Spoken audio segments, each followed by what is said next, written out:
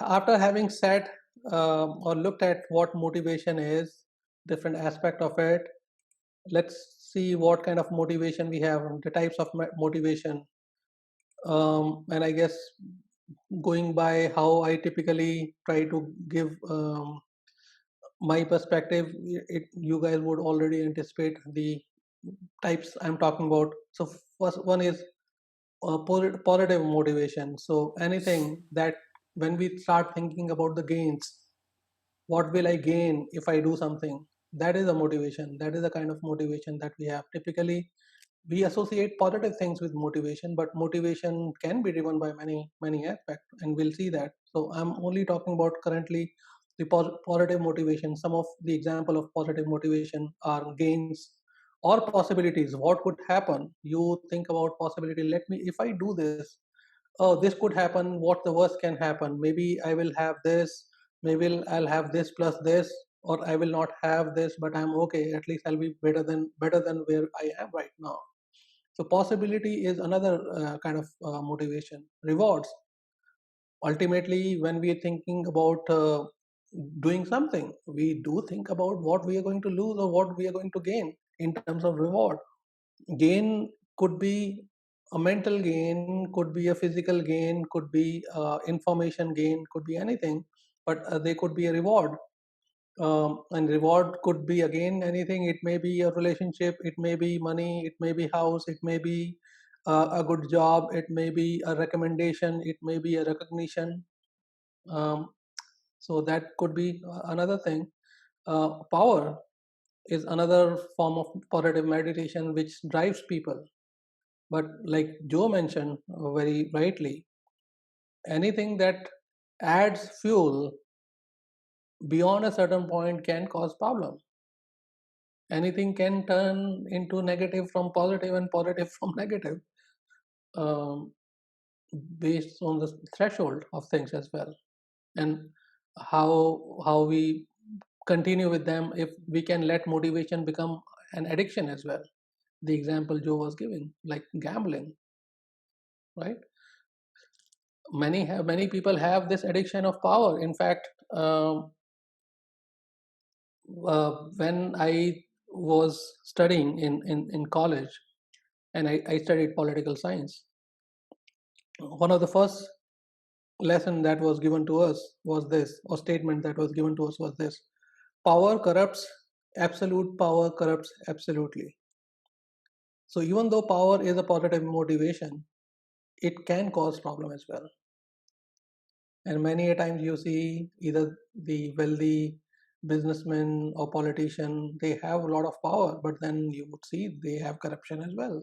I'm not saying everyone does, but they have a tendency. Other form of positive motivation is affiliation. Um, the ability to be affiliated with something. It could be a recognition. It could be the next thing that I'm talking about, fame. Related to that, affiliation, fame, recognition could be another way of uh, motivation which propels us to take some action, move out from where we currently are. The other thing is competence. Other positive motivation is that we increase our competency. We are able to do things that we were not able to do, and many times we are able to do. We are able to relate far more with something that we can do physically as well. Like, we were not able to drive, now I am able to drive. Not able to ride a bike, now being able to ride a bike, or swimming or surfing. I don't know, bungee jumping, paragliding, diving, so much. Um, and not just something like that, but maybe something related to your skill. You're trying to have a certification that can add value to your profile, like CPA, right? You proving the world that you can do things, you can deal with numbers. So that is one form of motivation. The other form is negative motivation. And negative motivation does not mean that it will only impact you negatively. It can also help you take decision. Many times we find motivation from things that we consider negative, like fear. It could be fear that can propel you to move forward, basically, right? Fear can actually help you take the decision, because you do not want to be in that situation. You do not want to end up in that particular thing. So when you see yourself as going down from where you are, or staying down, if you are there, you want to get up from there.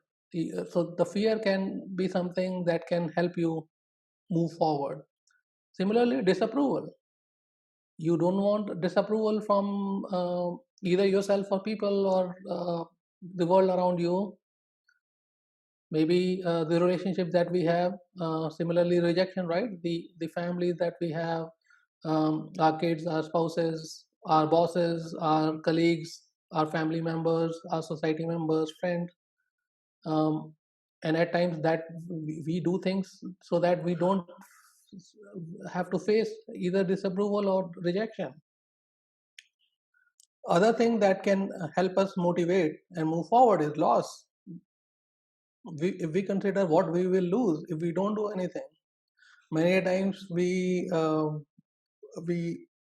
at least in, I think, our love life, we take such uh, motivation, right? If I don't step up now, if I don't marry this girl or guy, I might lose this person. So let me pull my socks up, let me get my house in order, and man up, as they say, and propose this person, because I'm going to lose this person. Or even though I know that um, I don't have skills, or I do not have confidence, but let me appear for this exam, let me take this certification, or let me go see the interview process. I know I'm going to fail, but at least let me do that, because if I don't do, I'm not going to get the job. So there's many example. Loss can propel us to move forward. So that is another motivation. Loneliness, the fear of loneliness, or the feeling of loneliness, however you want to describe that, is another way that motivates people. Many people do not want to end up lonely, so they try to constantly look for relationship. That keeps them motivated to look for more, or a suitable partner, even though they have had problems in the relationship. And I'm not saying that is good or bad. I'm not saying that. I'm not commenting on the on that aspect. I'm just saying loneliness is something that can motivate people. Many a times, loneliness impacts the way we are within our existing relationship, because we are afraid to be lonely. Sometimes we put up with things because we have this um, understanding of loneliness that we don't want to get in. And even though we do not see anything positive for us in the relationship, we keep ourselves motivated to stay in, develop more patience, try to ignore uh, what is happening, try to take out our frustration in some other way. So loneliness is another way of motivation. Anonymity, it could be real, it could be uh, linked with fear. Many a times we do not want to be anonymous or known. The other term could be a no one for this. Like no one knows us, no one considers us. So fear of that, or considering that I will come and go without people noticing me, without making impact, without causing some good for someone, or being a nobody, basically, that no one cares for, no one's talked about, having no one around. And I'm not talking about relationship as in within our family members, but then even society, or friends, or things like that. So anonymity is something that can motivate us as well. Incompetency, like competency is one positive motivation. Negativity of that, or incompetency or fear of that, is another thing that you want to that can motivate. Basically, if you are on a job, you don't want to come across as someone who cannot do the job, even though you don't have the necessary tools or means or information to successfully complete that job. You motivate yourself to do something. So incompetency can also propel you to move forward, gain that competency. So difference between incompetency and competency, if you may ask. So competency is something where you are not looking at what you're lacking, but you are looking at what you can gain, right? So it's a new skill for you. Incompetency is something where you look at where you're lacking and you need to absolutely get that in order to survive or be successful. So from that perspective, incompetency is another form of motivation that can happen. And finally, like I was saying, I typically try to categorize things in uh, three different elements. So spiritual motivation, it could be indifference from good or bad. It could be a motivation where you do not want to be attached with something good or bad. Like one of the meeting, Joe gave this example of realizing you are not your thoughts. You just observe them, let them come and go and come and go, right? So this could be a motivation, because when you see yourself that you being too indulged in your thoughts, you realize that you do not want to be indulged in thought, because when you indulge, they either excite you or they depress you. Either they call excitement or anxiety or depression, or they can cause you to do or act different things which you do not want to do. So indifference is one form of motivation. Detachment, um, we do things to gain something or lose something, but everything we realize that everything comes um, with the other side. A gain also comes with loss. A loss also comes with gain. We can always gain from failure by learning, and whenever we get something, we always also have to accept the other side or the dark side of that thing. We have to, when we are looking for job, when we get a job, which is a good thing, we also have to be able to accept the amount of effort that we have to do, deal with our incompetency, maybe the internal politics within the office, maybe your colleagues not approving you as much, or some of the things you see on the negative side of it, rejection or all that thing, you have to deal with that. You can't just say, I will have a job but will not have the other thing. I will have a job but I will not have a responsibility. So detachment is another way of motivation. Satisfaction with how everything as is. It is difficult, but then that is another form of motivation where you do not want to go through either the pain or the agony or the short-lived excitement or short-lived adrenaline or addiction with things, because you see that over a period of time it is something that does not matter in the longer run. Many people from spiritual perspective, when they see that all the things typically that we worry about are something that are not going to go with us, whether you call them relationship, you call them a materialistic thing like money, house, or the clothes, any of the thing that we buy, not going to go with us. So at times when people consider that and they focus on what is going to go with them or what um, will make them happy, they try to find happiness in what we have, and that is one way of motivating yourself, because then you are looking at um, what will make you happier in the longer run. If you go after something, you will be happy with that thing. You may not be happy after some time.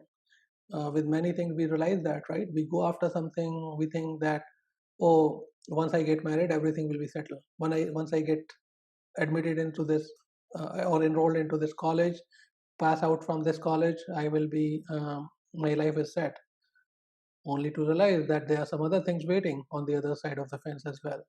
And we end up being in a wild goose chase, or in a um, I'm struggling for the term, but a vicious circle, right?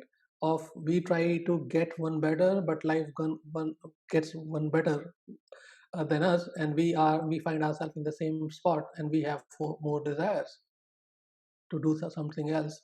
So motivation of being satisfied as is also one way of motivating yourself. And finally, and again, this is not the comprehensive list. This is just a perspective I'm giving. There are many other forms, many of the things we can list in each of these categories as well. But faith and trust, that itself is a motivation. When you have faith that everything is fine, going to be fine, when you have that trust, even in God or Creator, based on how you feel, that is one fine form of motivation. Why do we pray if we don't believe in God or we don't have trust? Is that something that we are doing because we are taught or we are told, or is something that we are doing because we really believe that something is going to happen? So that can motivate us. So at times we feel really nice about something, even though that is not there, of it coming true, based on our prayers or the connection we feel with the universe, or the trust or the faith we have. So that is another form of motivation. So these are the some types of motivation I wanted to mention. And again, like I said, the list is not comprehensive. There are many other forms, but in the interest of time, I'm just going to give these as the perspective so that we can discuss some of the other things as well.